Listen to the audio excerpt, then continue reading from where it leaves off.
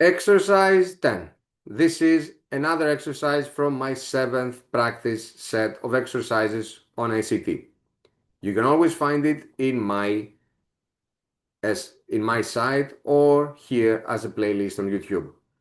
Let's go. It's about sum of solutions and it's a quadratic, so whenever we hear sum of solutions of a quadratic, our brain should connect it with the Vieta rules, which say that if we have the ax squared plus bx plus c equals 0, so if we have a quadratic equation and we know that x1 and x2 are its solutions, the sum of these two, x1 plus x2, will always be equal to minus b over a. So minus the coefficient of x over the coefficient of x squared.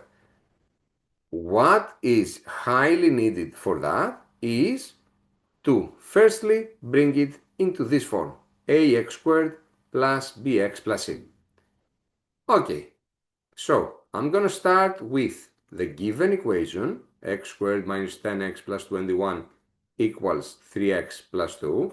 I'll bring everything on one side, x squared minus 10x plus 21 minus 3x minus 2 is 0. I'll simplify like terms, x squared minus 13x plus 19 equals 0. And now that I have it in this form, I am ready to determine the values of a, b, and c. A is 1, b is negative 13, and c is 19. For the sum, I just need the values of b and a, so it's going to be minus negative 13 over 1, which is plus 13. And that means that D would be the right choice here. I hope this video helped you understand it better. If it did, don't forget to like and subscribe.